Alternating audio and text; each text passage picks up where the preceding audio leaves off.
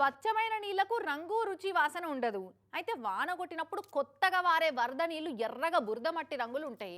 చెరువులు, కుంటలు, వాగులు, నదులల్ల వారే ఆ నీళ్ళన్నీ కొన్నొద్దుల దాకా అదే రంగులు ఉంటాయి. కనిగా సంగారెడ్డి జిల్లాలో ఒక చెరువులకెళ్ళి వారుతున్న నీళ్ళని చూడుర్రి, ఎసోంటి రంగులు ఉన్నాయో. భూమికి పచ్చని రంగేసినట్టు అని ఒక సినిమా పాట ఉంటుంది చూసిర్రా, దాన్ని జర మార్చి చెరువుకు గులాబీ రంగేసినట్టు అని వాడుకోవాలనేమో సంగారెడ్డి జిల్లా దోమడుగు ఊరోళ్ళు. మొన్న రాత్రి కురిసిన వానకు చెరువు నిండి మల్లోపారి అలుగు వస్తుంటే నీళ్లు గిట్ల గులాబీ రంగుల వారుతున్నాయి. మీదున్న కెమికల్ కంపెనోళ్ళు కెమికల్ గలీజ్ అంతా వాన నీళ్ళ ఇడిచిపెట్టిరట. ఆ కెమికల్ నీళ్ళన్నీ చెరువులో కలిసి చెరువు అంతా గిట్ల గులాబీ రంగులకు మారింది.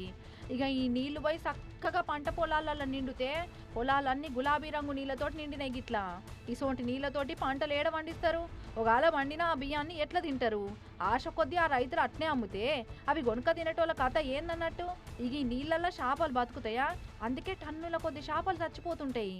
ఈ దోమడు గ్రామం నల్లకుంట చెరువంది. యూనిట్ 1 హెట్రో డ్రగ్స్ వల్ల వదిలే రసాయనిక కెమికల్ వాటర్ వల్ల నల్లకుంట చెరువు కాస్త ఎర్రకుంటగా మారింది.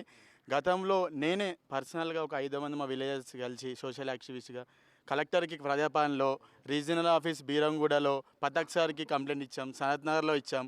ఎటువంటి చర్యలు లేవు. చెరువు పేరు నల్లకుంట చెరువు, కానీ ఇప్పుడు ఎర్ర చెరువు అని మార్చుకోవాల్సిందే అని అంటున్నారు ఈ ముచ్చటెరకైన వాళ్ళంతా. ఎన్ని మాటల మొరబెట్టుకున్నా నీళ్ళ రంగు మారితే మాకేంది, వడ్లు వండకుంటే మాకేంది, చేపలు చచ్చిపోతే మాకేందన్నట్టే కంపెనీలే కానీ అధికారులే కానీ ఎవరు పట్టించుకుంటలేరట. ఇక ఈ నీళ్లు భూమిలోకి ఇంకినా డేంజరే ఉంటది. ఏం కెమికల్సో ఏం కంపెనీలో. పొల్యూషన్ ను కంట్రోల్ చేయలేని వాళ్ళు కంపెనీలు ఎందుకు పెట్టాలి? మంది పానాలను తీసినందుక అని మస్తు గరం అవుతున్నారు ఊరోళ్ళంతా.